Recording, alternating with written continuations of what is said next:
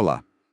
Sabe aquela sensação de estar correndo atrás na vida financeira, mesmo tentando várias coisas? Parece familiar para muita gente, né? A gente lê livro, faz curso, pega dica, mas parece que o resultado não vem como esperado. Pois é. Hoje, a gente vai dar uma mergulhada assim mais a fundo em uns trechos bem importantes de um livro que mexe justamente nisso.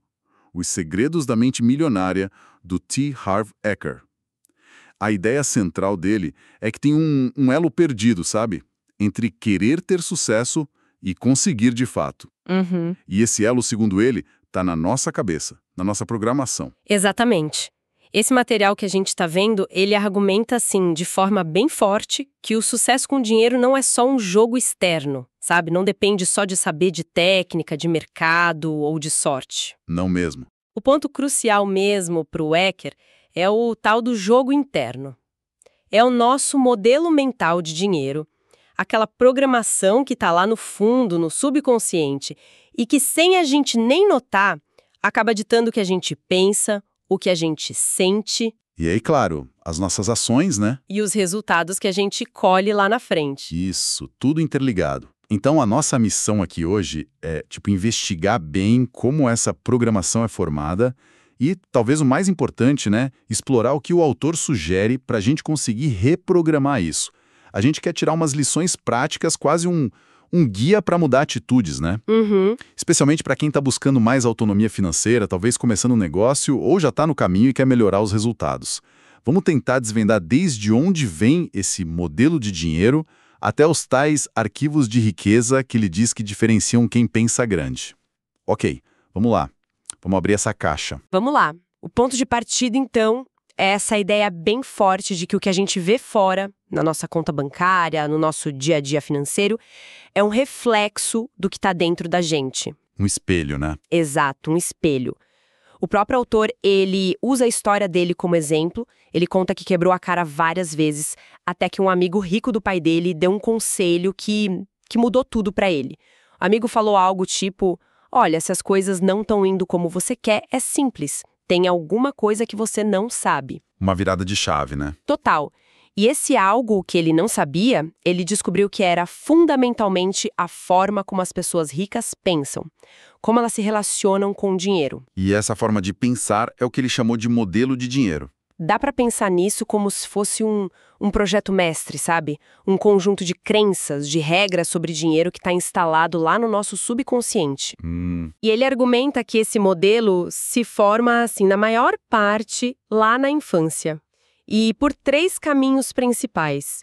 O primeiro é a programação verbal. É tudo aquilo que a gente ouviu direto sobre dinheiro. Ah, aquelas frases clássicas. Isso, tipo, rico é tudo ganancioso, ou dinheiro é a raiz de todo mal, dinheiro não dá em árvore, ou aquela famosa, não temos dinheiro para isso agora não. Nossa, quem nunca ouviu, né? Pois é. E essas frases ouvidas em momentos que a gente está mais vulnerável emocionalmente falando, elas podem grudar, sabe? E ficam lá, operando como uns comandos escondidos na nossa vida adulta. É impressionante pensar no poder disso, né? Às vezes a pessoa nem falou por mal, mas fica gravado. O exemplo que ele dá dele mesmo, que não conseguia ganhar dinheiro com ações porque o pai vivia falando malditas ações. Sim. Mostra bem como uma frase repetida pode criar um bloqueio quase que automático, né? A pessoa nem tenta ou então se sabota quando começa a dar certo. Precisamente.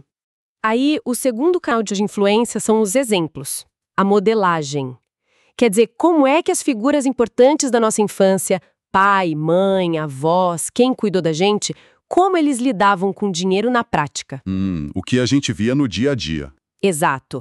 Eram pessoas que gastavam tudo, assim, no impulso, ou economizavam cada moedinha, investiam, tinham medo de investir, corriam algum risco calculado ou fugiam de qualquer coisa ligada a finanças.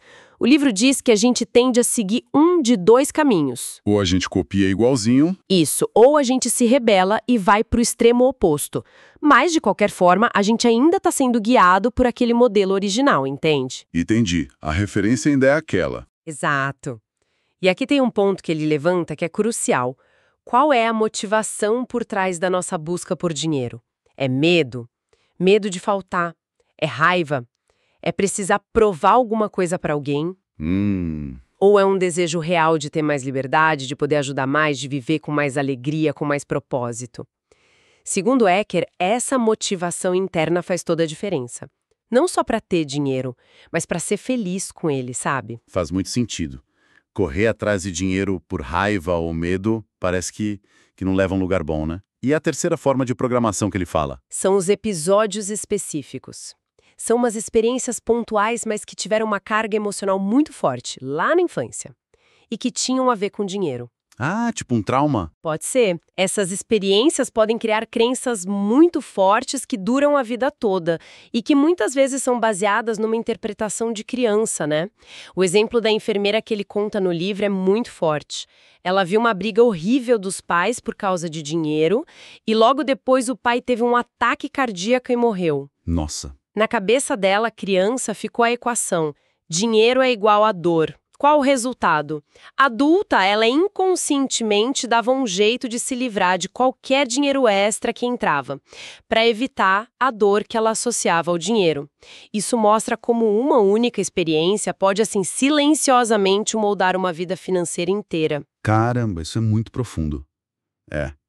Perceber essas coisas é o primeiro passo, mas como é que a gente sai desse ciclo? Se o negócio é tão antigo, tá lá no subconsciente, parece uma tarefa enorme mudar isso. Olha, ele argumenta que, embora seja um desafio, é totalmente possível, sim. A chave, segundo ele, começa com a conscientização. Trazer esses padrões do escuro do subconsciente para a luz da consciência. Esse é o primeiro passo para se libertar. Ok, tirar o automático. Isso. Ele propõe até um processo bem claro em 4 etapas. Primeiro, conscientização. É identificar esses pensamentos, esses padrões automáticos sobre dinheiro. Segundo, entendimento. É sacar a origem deles, sabe? Ligar com o que você ouviu, o que você viu, ou algum episódio específico do passado. Faz sentido. Terceiro, dissociação.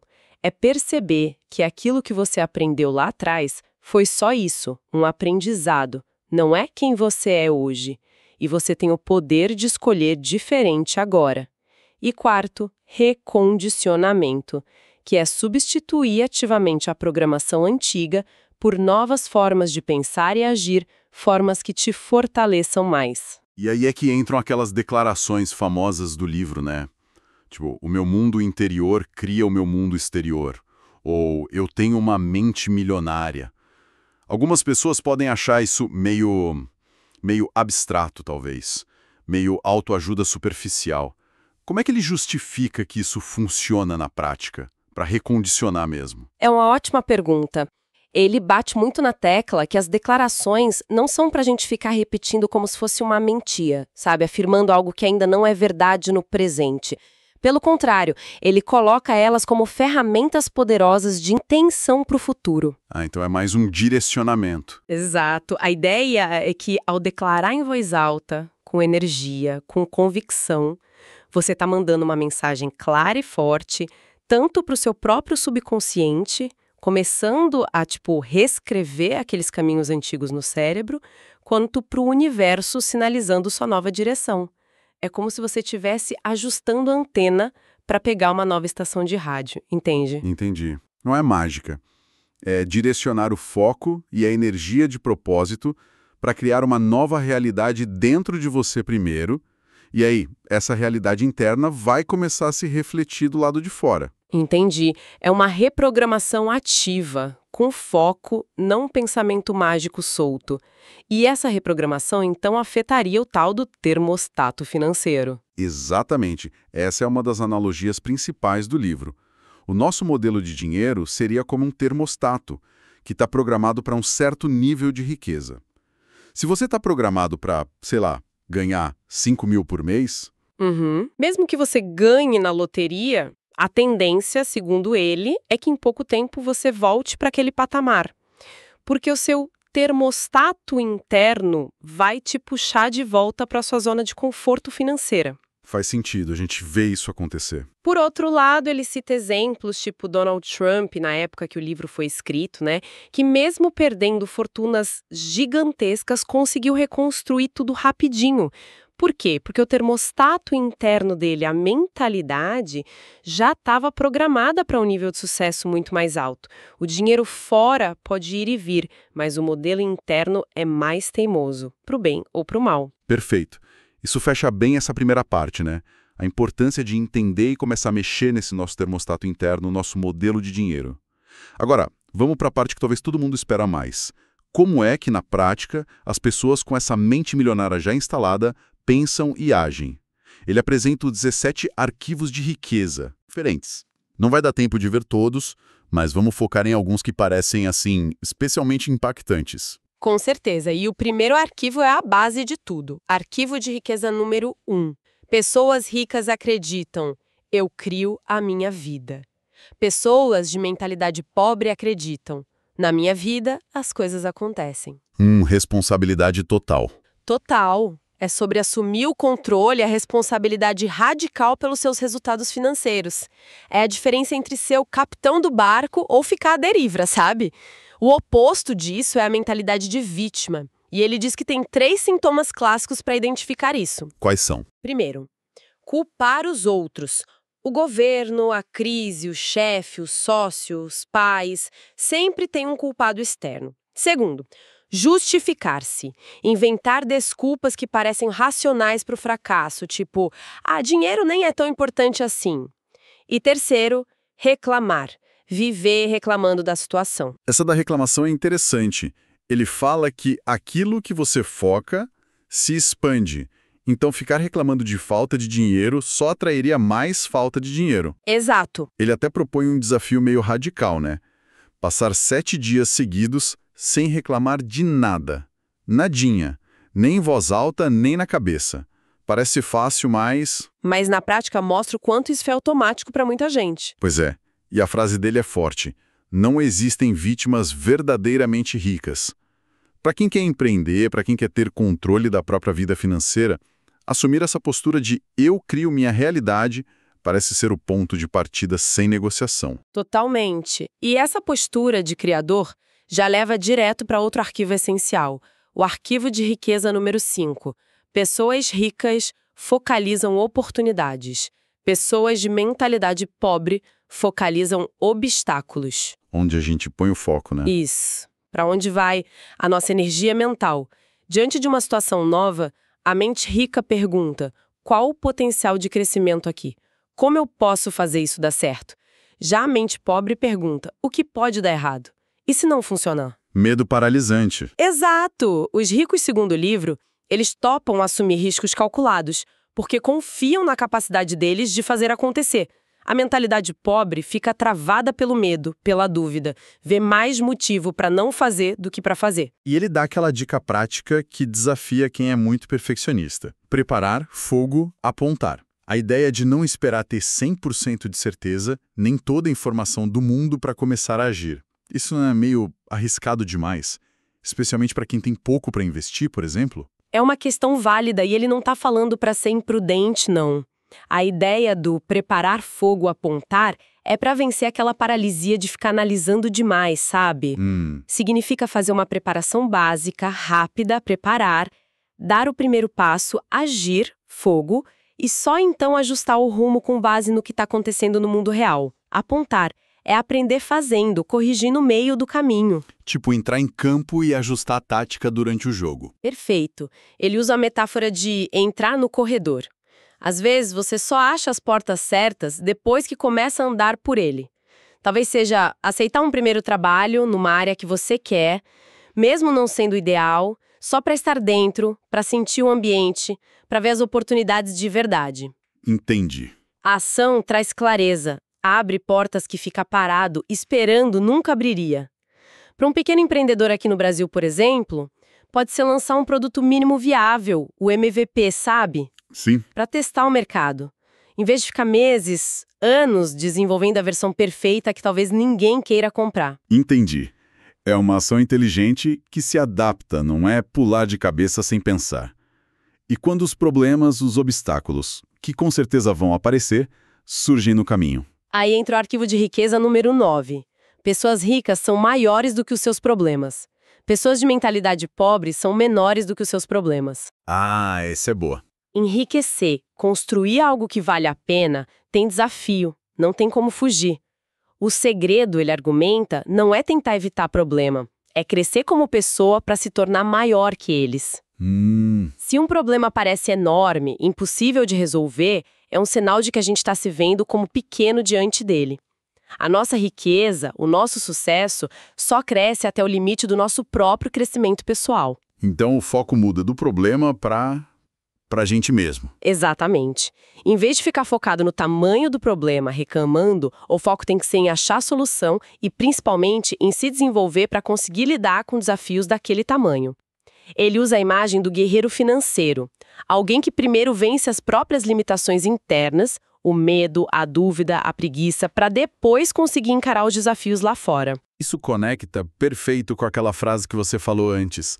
Os seus rendimentos crescem na mesma medida em que você cresce. Não adianta querer resultado nível 10 se a gente está no nível 5 de preparo, né? Não adianta. Tem que se desenvolver. E falando em rendimento, tem um arquivo que mexe com uma crença muito forte sobre trabalho. Sim, o arquivo de riqueza número 15. Pessoas ricas põem o seu dinheiro para dar duro para elas. Pessoas de mentalidade pobre dão duro pelo seu dinheiro. Trabalho duro não basta. A ideia de que só o trabalho duro, pesado, leva à riqueza, ele vê como um mito. Ou pelo menos uma parte da história. Trabalhar duro é importante, claro, mas ele diz que é preciso trabalhar de forma inteligente e, o ponto crucial, fazer o dinheiro trabalhar duro para você também. Como assim? Através da criação de rendimentos passivos. São fontes de renda que continuam pingando dinheiro, mesmo quando você não está lá trabalhando ativamente nelas. Ah, tipo investimento? Isso, investimento é o clássico. Juros, dividendas de ações, aluguel de imóvel. Ou então negócios que você consegue sistematizar para eles rodarem sem depender de você estar lá o tempo todo. Entendi. O autor é bem direto nisso. Sem rendimento passivo, não existe liberdade financeira de verdade. Você vai estar sempre trocando seu tempo, que é limitado, por dinheiro. Essa ideia de renda passiva é muito legal, mas para muita gente parece uma coisa muito distante, né?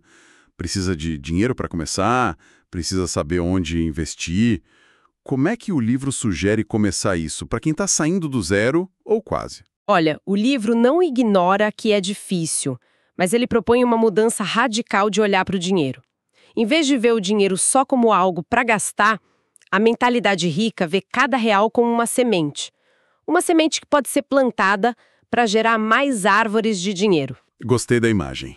A sugestão é começar pequeno, mas começar agora. Criar a disciplina de guardar e investir uma parte do que ganha, mesmo que seja pouquinho. Buscar conhecimento sobre investimento ou sobre como criar um negócio que possa crescer, que seja escalável. A grande virada é no foco.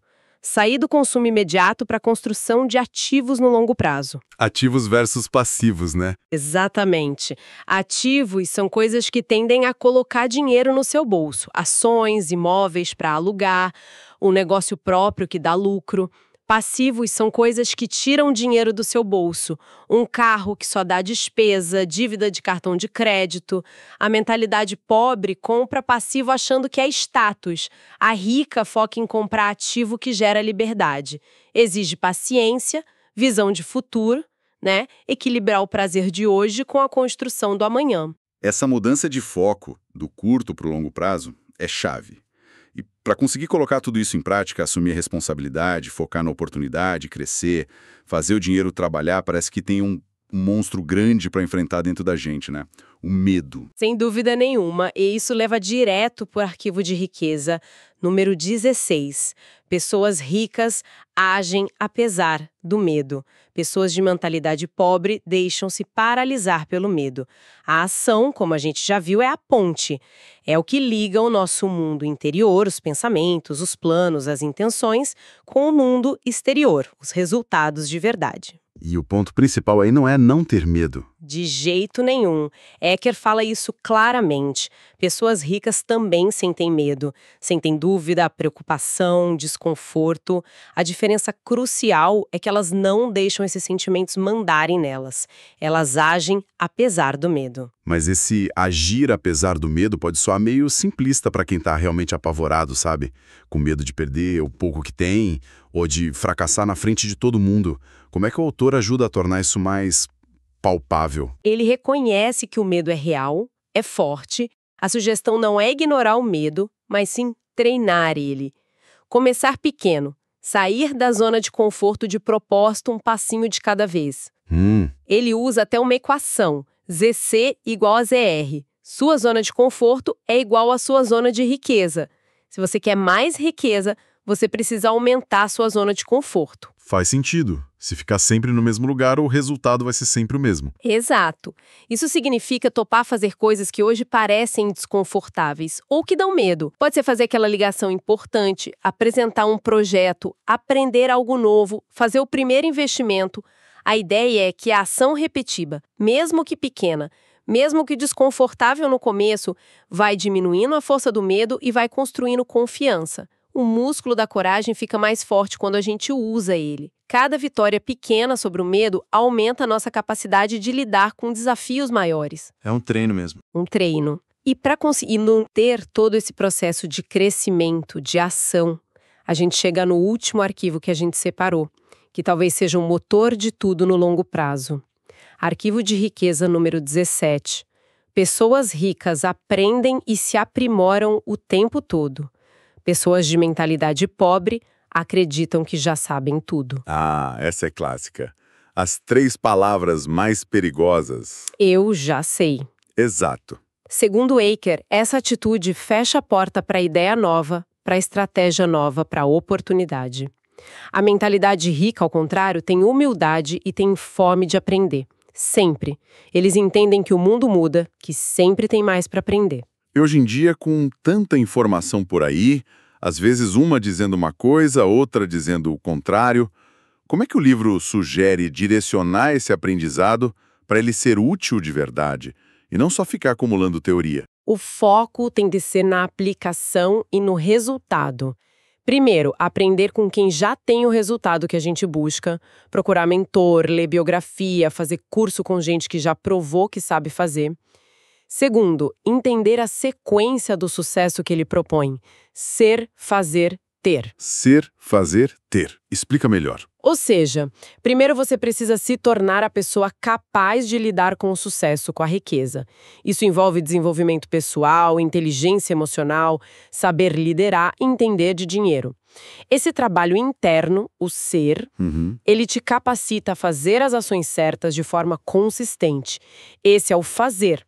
O que, por sua vez, leva você a ter os resultados que você quer. Esse é o ter.